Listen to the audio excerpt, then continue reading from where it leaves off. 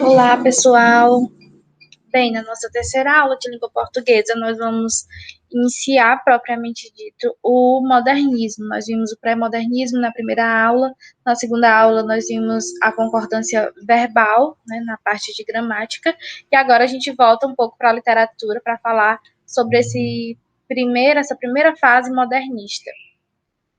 Bem, o modernismo, como já falei lá na primeira aula, ele surgiu, né, foi uma tendência artístico-cultural que surgiu, né, a partir da primeira metade do século XX. Então, como eu já falei também, né, ele não é apenas, não ocorreu apenas na literatura, mas em todas as formas de arte, em todos os campos, na pintura, na escultura, na arquitetura, na dança, música. E no Brasil, né, a linguagem que teve maior destaque foi a literatura e a pintura também, né? Então, o principal objetivo desse movimento era romper com as tradições passadas, com as escolas literárias passadas, né, as quais a gente já viu resumos também, e trazer novas questões para a literatura e para as artes de uma forma geral. O marco da semana do modernismo no Brasil foi a Semana de Arte Moderna, né, acontecida em 1922, onde uma série de poetas, de escritores, artistas se reuniram, né, nesse ambiente, nessa Semana de Arte Moderna, para pensar, né, esse novo fazer artístico. Então, o movimento moderno ele se iniciou nessa primeira metade do século XX na Europa. É importante falar que essas escolas surgiram primeiramente na Europa, depois só aos poucos foram chegando aqui no Brasil, nesse caso do modernismo, por volta dos anos 20.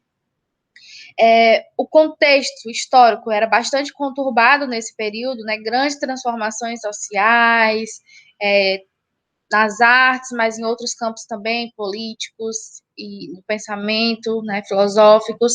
Então, a história do modernismo ela vai acontecer nesse cenário de conquistas tecnológicas, nesse processo de industrialização, no aprofundamento desse sistema capitalista, dessas desigualdades também, dos grandes eventos como a Primeira Guerra Mundial, Revolução Russa, e etc. Então a gente pode, né, que ele pode dizer que essa corrente modernista ela perdurou até os anos 50, né, após a Segunda Guerra. Então é muito recente ainda. Nós podemos destacar algumas características, né, de uma forma geral, que estão ligadas ao modernismo, como a ruptura com os modelos artísticos literários vigentes naquela época, né, essa ideia mais romântica. E eles buscavam, muitos modernistas, produzir obras transgressoras, ou seja, obras que buscavam uma maior liberdade criativa, sem necessariamente seguir os padrões, buscando novas temáticas, novos assuntos, novas discussões, e na própria estética mesmo do texto literário escrito, tanto na poesia quanto na prosa, uma escrita mais fluida, uma escrita mais livre, buscando novos padrões, né, buscando novas características, novas formas de escrever.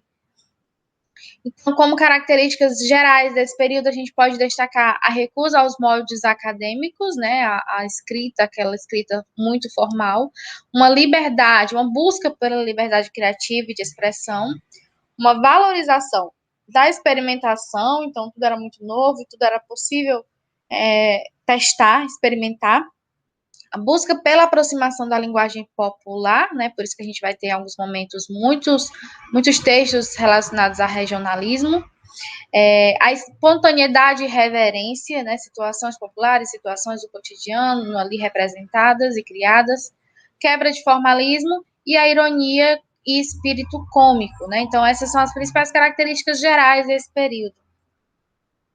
As vanguardas europeias, né? Que a gente pode destacar várias vanguardas europeias que foram, na verdade, um conjunto, né, de movimentos artísticos, culturais que ocorreram na Europa e que trouxeram, né, influência aqui para o Brasil também.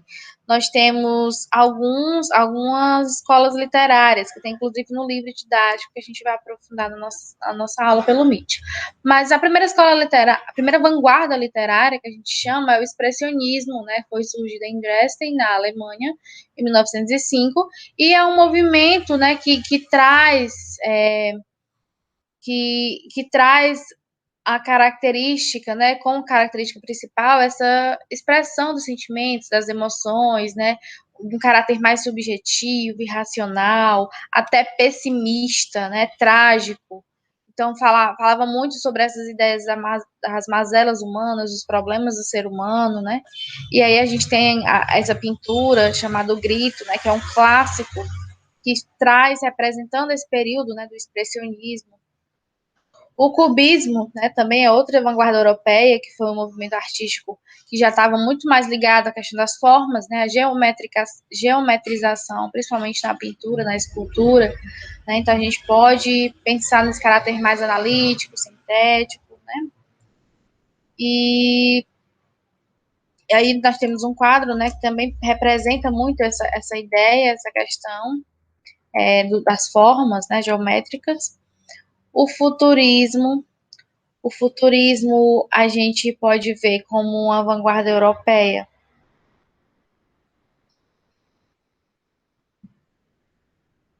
O futurismo a gente pode ver como uma vanguarda europeia, né?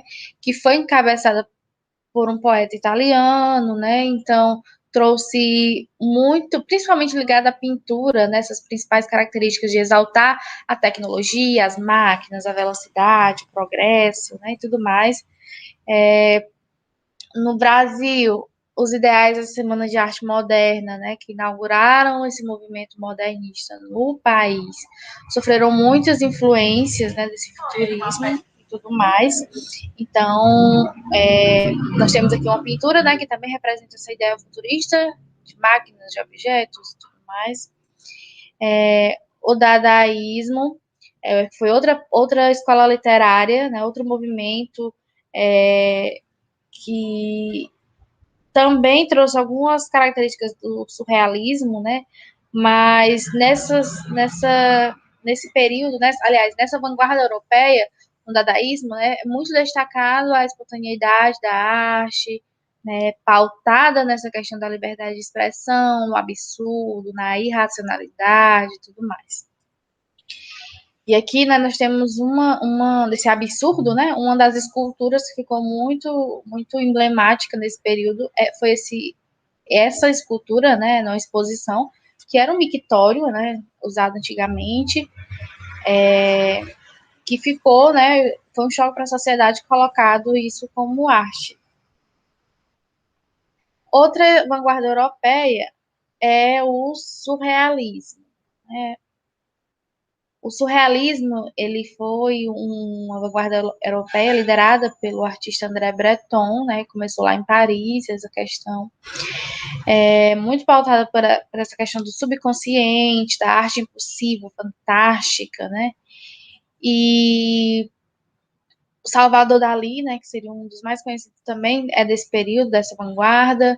Então, nas artes plásticas brasileiras, né, nós só tivemos um grande destaque.